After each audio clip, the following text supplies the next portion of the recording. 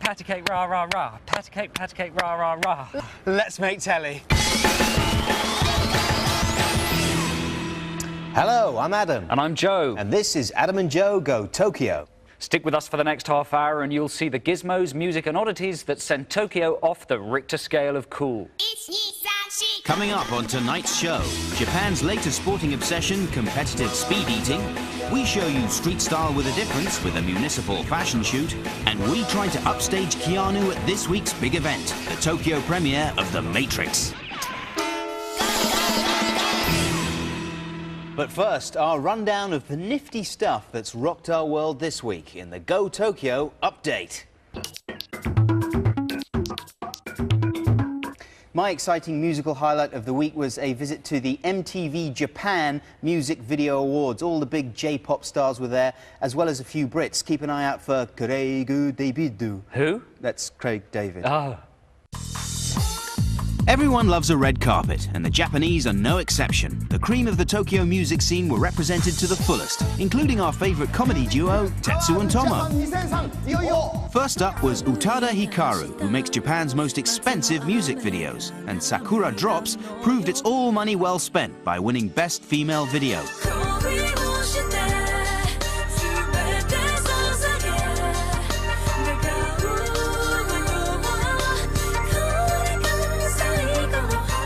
Best dance music video went to Adam and Joe favourites Supercar for Yumigiwa Last Boy.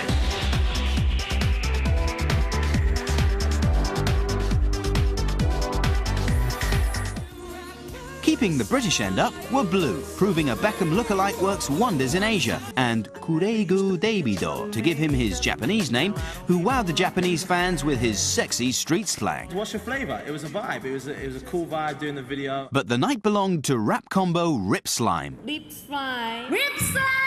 Rip Slime! Yes, 3 awards for their songs Rakuen Baby and Funkastic. Yuda Bonji.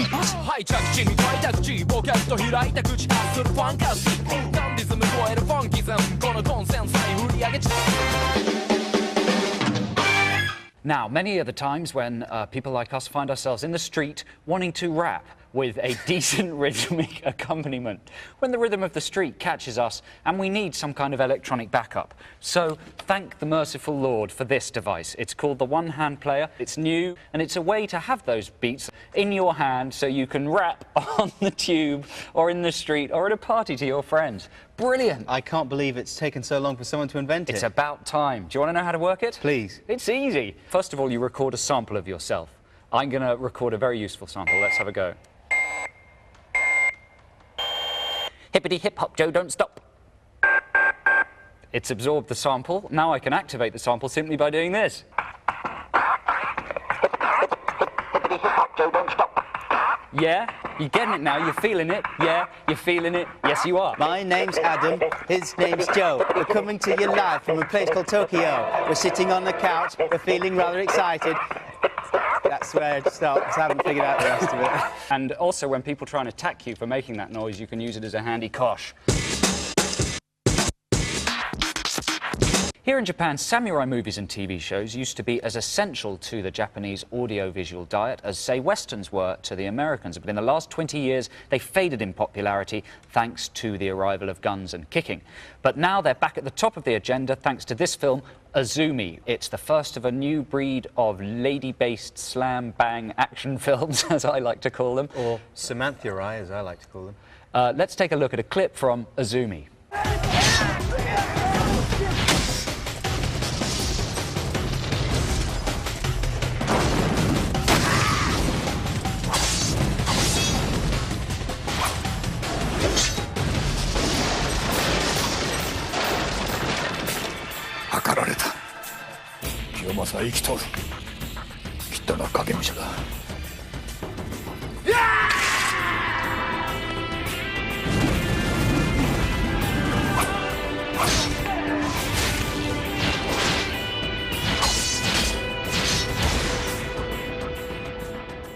So what was it like seeing the film if you couldn't understand a word they were saying? Well, because it's an action film, it was actually very good and rewarding. The international language of punching. Exactly, slicing in this case. It's got plenty of slicing, plenty of ninja action, and it features a climactic scene where the young heroine takes on 200 swordsmen at once.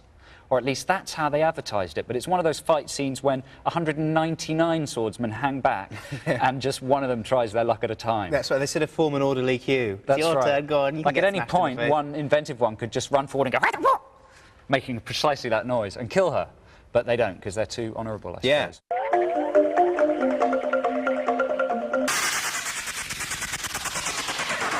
When we came to Japan, I was quite excited about the prospect of eating healthy food, which I sort of did for a couple of weeks, but then I discovered Jagariko. I don't know how healthy or not they are, but they're delicious, and they're kind of like chipsticks, and they come in about 7 different flavours. These are the #1 best-selling potato snacks in Japan, and the reason they came to our attention is because of this fantastically addictive TV ad.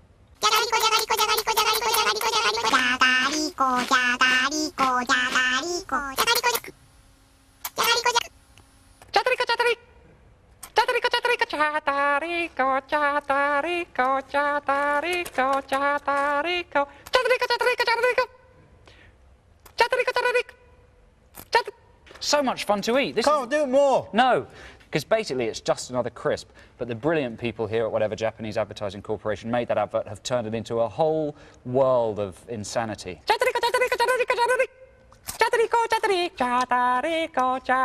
You get the general idea. You can all do that tomorrow in the office. No one will know what you're talking about.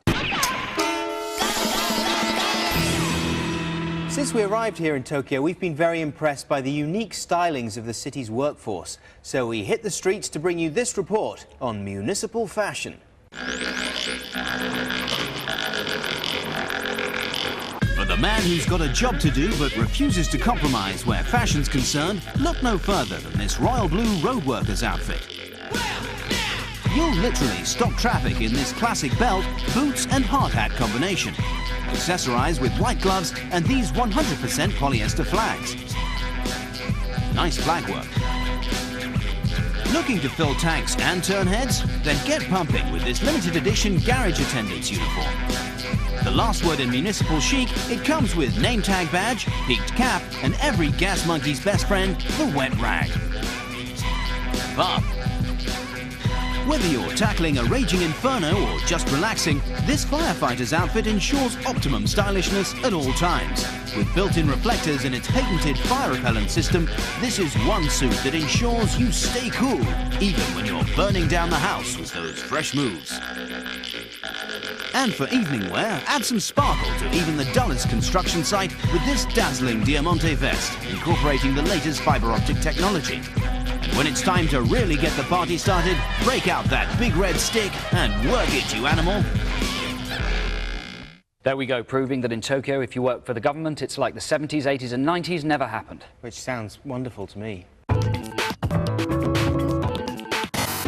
When we heard some Japanese guys had turned competitive eating into a sport, we thought it would make a fun, frivolous, throwaway item for the show.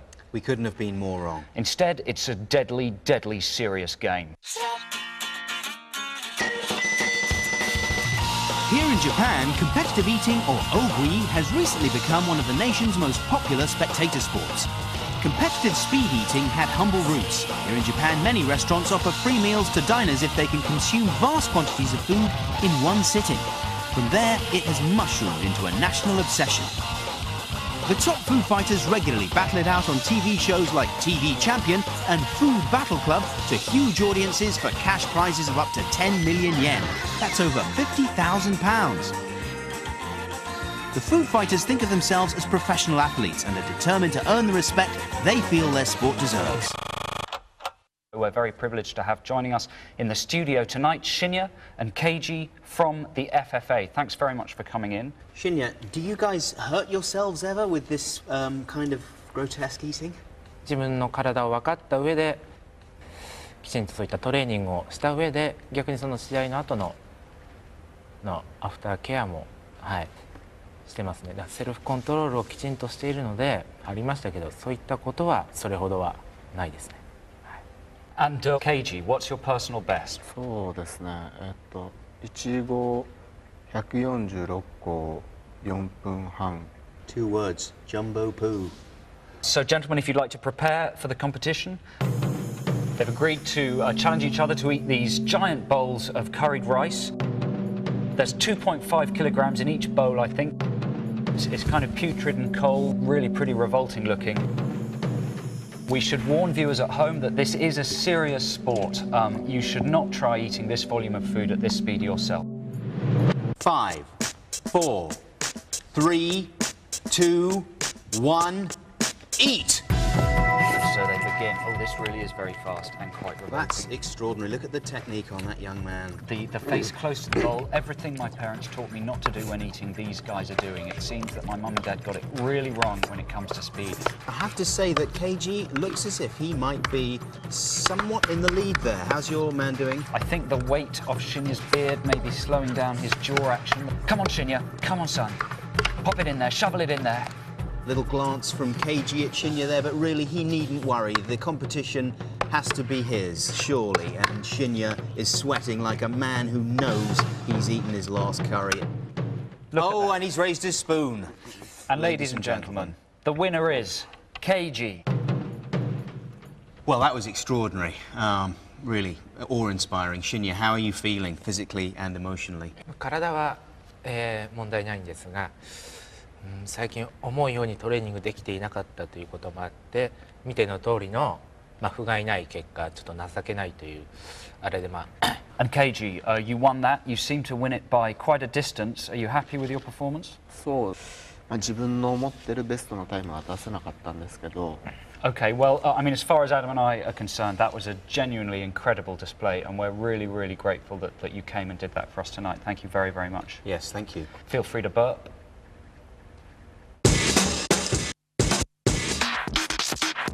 And now it's time for Big in Japan, and it's the third week in our ongoing attempt to try and get our names onto Tokyo's A-list. This week, our attempts to get our faces in the papers took us to the premiere of The Matrix Reloaded. Here's what happened. The Matrix Reloaded premiere has been hugely hyped here in Tokyo, and somehow we've got tickets. Keanu's turning up, and the Japanese media will be out in full force. This is our big chance to make an impact. And what better way than by wearing something eye-catching?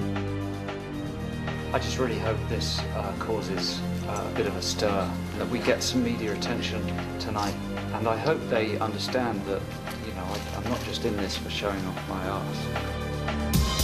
I can smell Joe and his publicity-seeking ass dress from down here, and it revolts me. I'm going to be dignified for this premiere, and the newspapers are going to take my picture and print it in their papers. Our costumes are ready and it's time to leave. Surely the press can't ignore us dressed like this. Lying bastards. At the cinema, hundreds of TV cameras, photographers and fans await, desperate for a glimpse of someone famous. I can't even see what's happening. In fact, they're so desperate that when they see us, there's actual screaming. So this is what it's like to be Davina McCall. Hello, my suit this evening is designed by me. It's based on Halle Berry's costume at the Oscars, and it's extremely revealing. I'll just give you a bit of a twirl. I applied the glitter myself with this finger. Amazingly, flashbulbs are popping around us, but it's hard to tell if they're taking pictures of us or of our old flames, the Kano sisters, who are right behind. How do the Kanos feel about us now? Are you still in love with them? Who cares about the Kanos when you're this close to the Keanu? Keanu, are you excited about meeting Adam and Joe? What? As the cast say hello to Tokyo, it's our chance to humbly watch and learn from real famous people.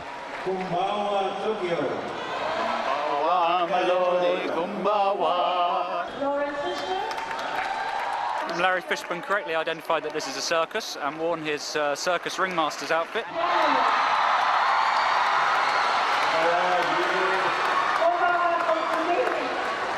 Absolutely amazing.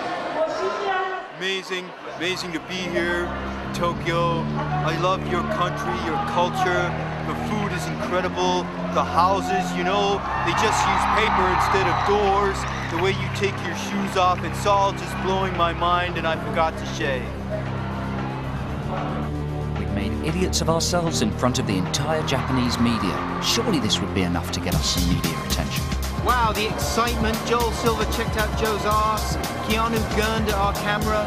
People were taking photos of us. They seemed excited and confused by our costumes. I think if this doesn't make us middle-sized in Japan, nothing will. So after all that effort, did we make it into any of the Japanese papers or magazines the following week? Did we, Adam? You've got them there. Are we in them? This magazine has a picture of the Kano sisters and Keanu, but no Adam and Joe. This newspaper doesn't have us either, and neither does that. We didn't get into a single newspaper, unfortunately. In fact, there's only one picture of us in the entire Japanese media, and that is on Line, on the Japanese AOL site. And there's a picture of a lady from The Matrix Reloaded and the Kano sisters again. They don't name us, but they show us. There's Adam's fantastic set of faces, and there's my beautiful arse. Look at the it's like the arse of a beautiful woman. And then look at the face. That sort of takes the edge off it, doesn't it? Like they've grafted a very old sick man onto the body of a supermodel. But anyway, we tried our best, and that's all we got.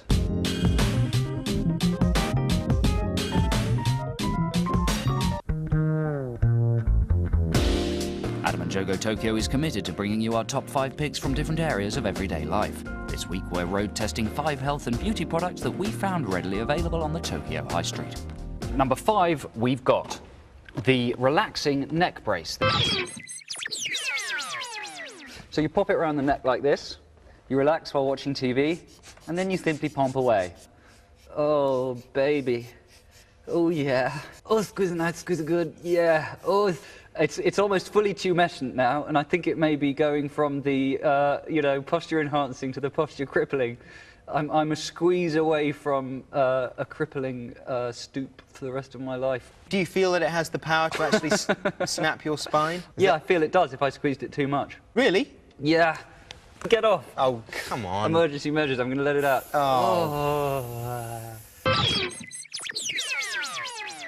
It's an oxygen air charger. It's made by the Matsushita company, and it sold 5 times as many models as they predicted in the month of March. Basically, it takes in filthy normal air, and it boosts its oxygen content by, get this, 9%. 9% extra oxygen. And you look like some sort of stupid telephonist. Hello, Matsushita Oxygen Supply Company. How does it feel, Adam? It feels as if someone's blowing an evil spirit into my mouth. An evil spirit? Yeah. That's not possible, is it? No. So, what's at number 3, I hear everybody cry? Well, it is the electronic eye massager. Captain, I'm picking up a nano-singularity tachyon matrix. We'll turn it on. Are you ready? Yes, please.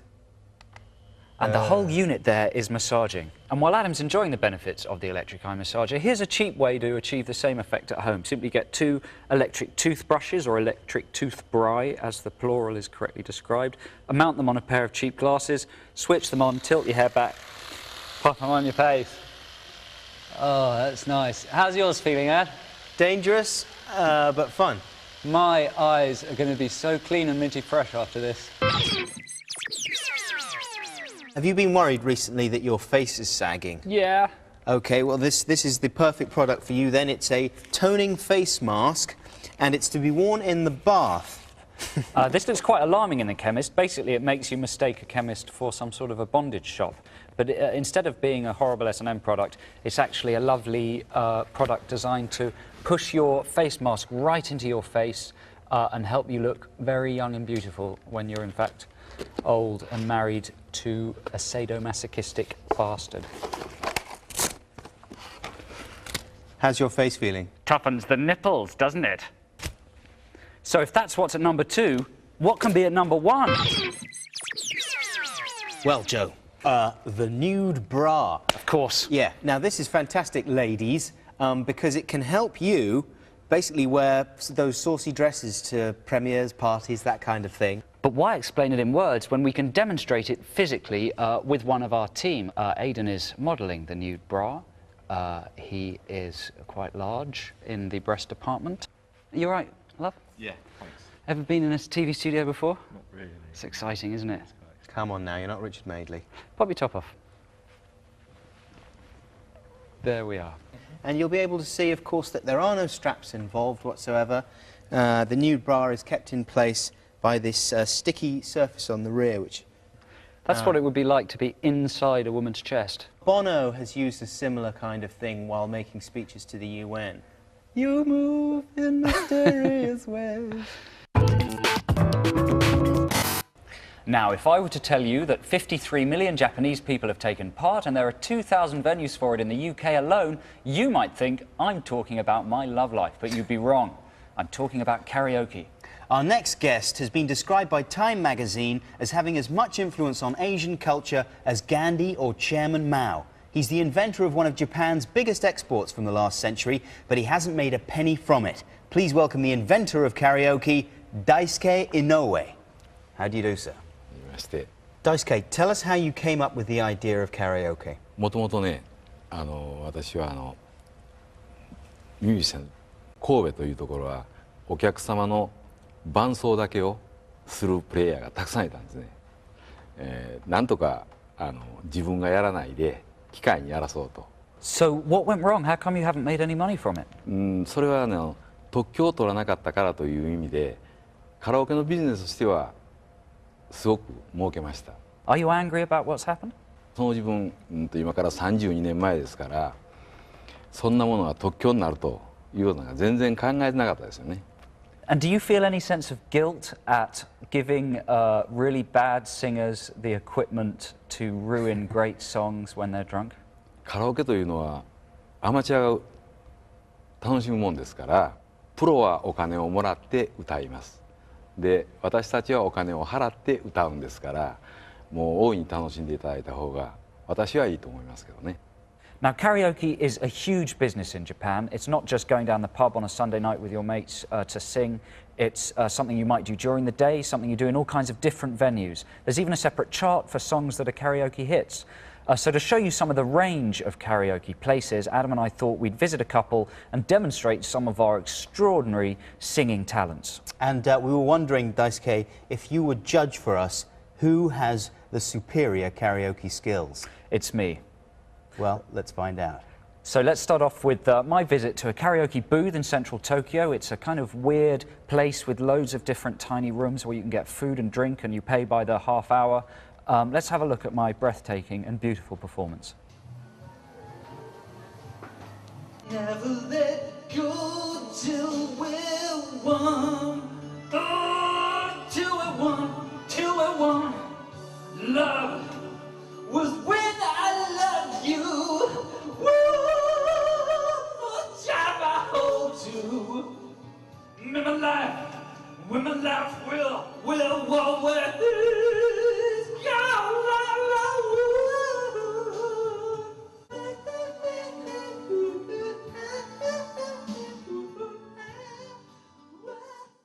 I'm afraid that's all we have time to play you with that. The rest of it didn't pass the technical specifications for this program. いや素晴らしいですよ。うまいと思いますけどね。ね音程がいいんじゃないですか。I think Daisuke's being a little too polite. Don't be well, stupid. Let's see what you make of my performance. I went to a traditional karaoke bar. Just a few people sat round in a little room lit by a pink light. And I'm afraid to say, because I was nervous, I had a few lagers just to make my rendition of Radiohead's Paranoid Android that bit easier.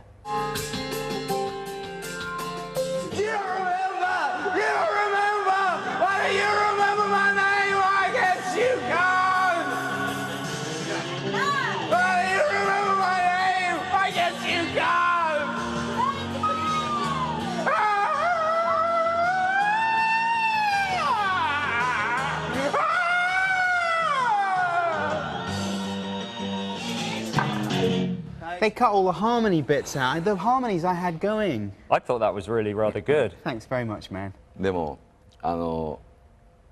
少し日本とね違うのは日本人はああいう遊びカラオケの遊びでもね真面目すぎるんですよね、だから本当は穴して自分のね好きなようにやる方がいいんですけど今のあれは歌じゃないですね。Not a song. That's a modern indie rock opera. So that's a fantastic result for me there. Thank you very much for joining us. You seem like such a lovely guy, and it's such a shame in life that the nice people seem to avoid getting very, very rich. どうもありがとうございます。 Thank you. どうもありがとうございました。 Here on Adam and Joe Go Tokyo, we like to bring you all kinds of Japanese musical styles. This week, it's the turn of Japanese reggae, or jeggae. The band is Doggy Style. They've been mashing up the underground dub scene here in Japan for the last 2 years, and they're going to bring down Babylon live in the studio tonight. Roadblock, Ram Jam, Blood Clot, Gribbit. Wow. So thanks a lot for watching. See you next week. And here's Doggy Style with Village Vanguard. Odori Akatsuka!